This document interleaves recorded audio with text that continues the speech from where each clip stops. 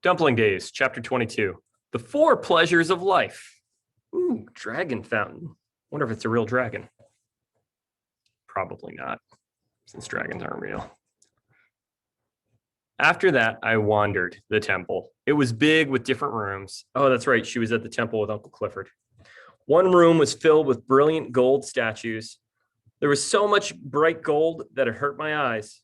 At home, I had read a story about King Midas, who was granted the wish of turning everything he touched into gold. I imagined that room to be like his home after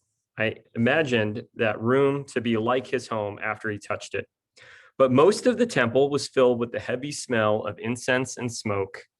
The ancient elaborate carvings, on the walls and ceilings were the same color as the dark smoke.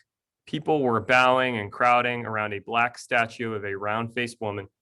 And I knew there was probably a lot to see, but the smoke made me cough at every turn. So when I saw Kiki at the fountain in the back courtyard, I joined her. There's a lot of kids at the fountain, kneeling on the ledge and leaning against the railing. In the jade green water, an ancient stone dragon, stone, seemed to be climbing out to yell to the sky. The water spurted white against its green moss-covered body, and orange and white carp swam around it like dancing jewels. Simile. The whole thing looked like a painting. Lissy and Clifford came up next to us. Too busy in the temple, she said. Too much smoke and too much noise. Yeah, it's different from a church, isn't it? Clifford said. That was true. Churches at home were always clean and quiet and people speaking in whispers. Here, it was dirty from smoke and incense and loud with people talking and kids screaming across the courtyard. Gosh, I wonder which you would prefer, something quiet or something loud. Churches are more serious, I said. I don't know if they are more serious. A lot of people here believe deeply, Clifford said, but there is definitely more of a sense of humor. Did you see the four little statues on the gate over there? We shook our heads. They're supposed to represent the best pleasures in life, he said, which are yawning, picking your ears, scratching your back, and picking your nose. No, we all said in unison, giggling. Gross. It's true, Clifford said. I'll show you the sign on the way out. Those aren't the best pleasures, though, Lissy said. What fun is picking your ears or your nose? Oof, for the comments. Are these items fun? I don't know.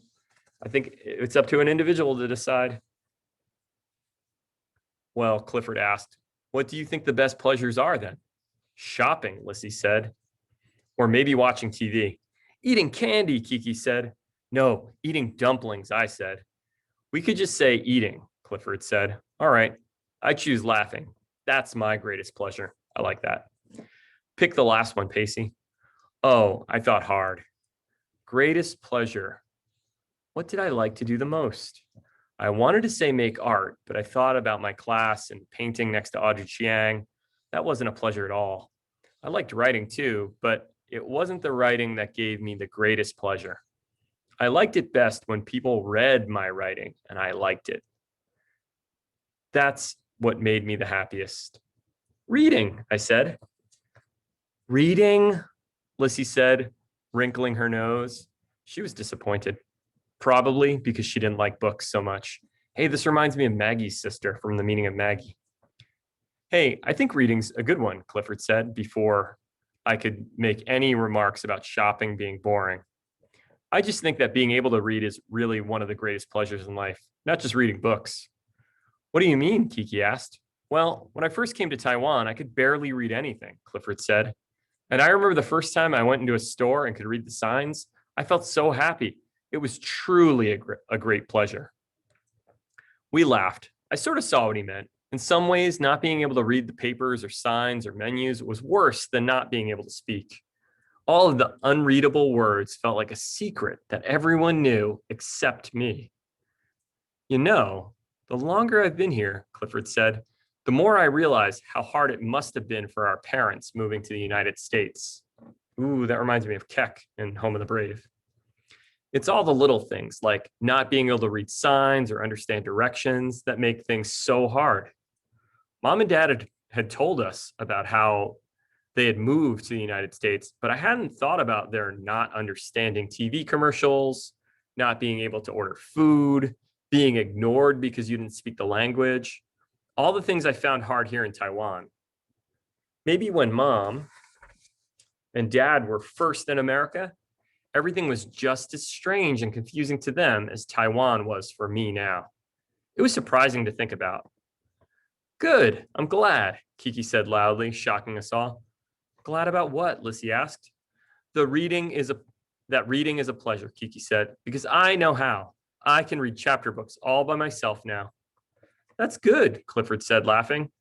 And think of the even greater pleasures in your future. Awesome.